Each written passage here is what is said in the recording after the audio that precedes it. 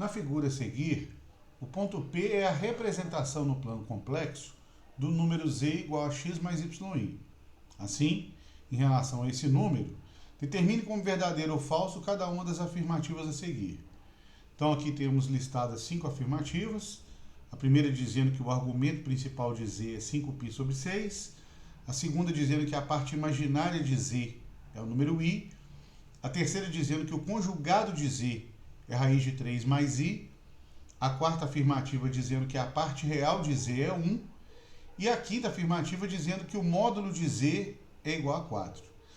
Bom, de imediato, observando que o ponto P é a representação do número z e a sua abscissa, a abscissa do ponto P é menos raiz de 3 e a ordenada, o y, é igual a 1, nós observamos aqui imediatamente que o número z é dado por menos raiz de 3, que é a parte real, mais 1 vezes i, uma vez que a parte imaginária ali, o valor de y da ordenada é igual a 1.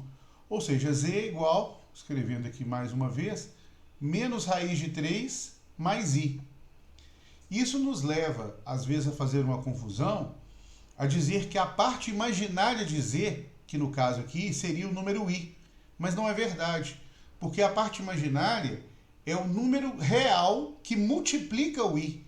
Então, o número real que multiplica o i é igual a 1, e não o próprio i.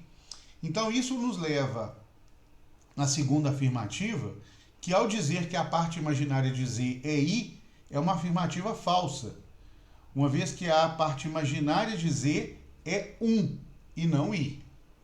Bom, isso nos leva também à quarta afirmativa, ao dizer que a parte real de z é igual a 1. Nós observamos que a parte real de z é a abscissa do ponto P, ou seja, o número menos raiz de 3, e não 1. Então, a afirmativa 4 também é uma afirmativa falsa. Uma vez que z é o número menos raiz de 3 mais i, isso nos leva imediatamente a concluir também que o conjugado de z, podemos escrever como z barra, é igual a menos raiz de 3 menos i. Lembrando que o conjugado de um número complexo é obtido trocando-se o sinal apenas da parte imaginária. Ou seja, em vez de mais i, fazemos menos i, no caso desse número z. Então, o conjugado de z é menos raiz de 3 menos i e não raiz de 3 mais i, como diz na terceira afirmativa. Então, também a terceira afirmativa é falsa.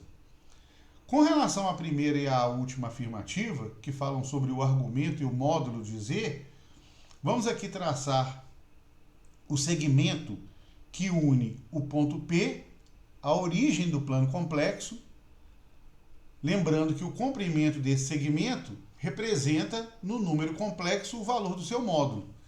E aí nós temos aqui um triângulo retângulo, onde um cateto mede 1 e o outro cateto mede raiz de 3.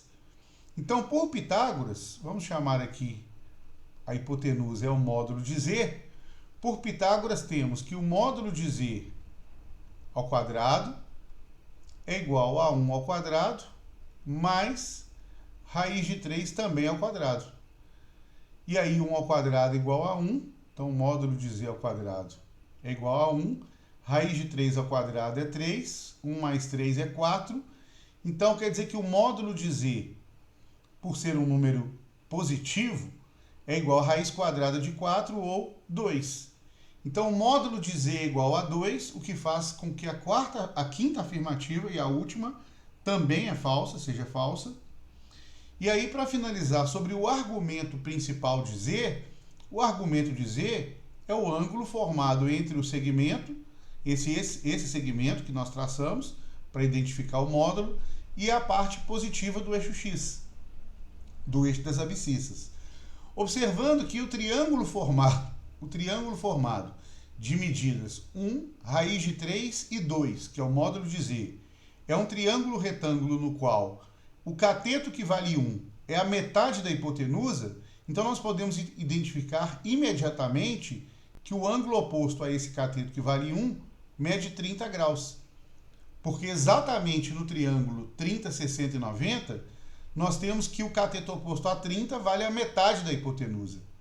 E se esse ângulo é igual a 30, significa dizer que o ângulo adjacente a ele, que representa exatamente o argumento de Z, é dado por 150 graus.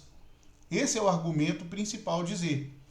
E aí, lembrando que 150 graus, em radianos, nós podemos fazer uma relação aqui direta, uma vez que 150 é 5 vezes 30, e 30 é π sobre 6, então 5 vezes isso, ou seja, 5π sobre 6 radiano, é a medida do argumento de Z dado nessa unidade, em radiano.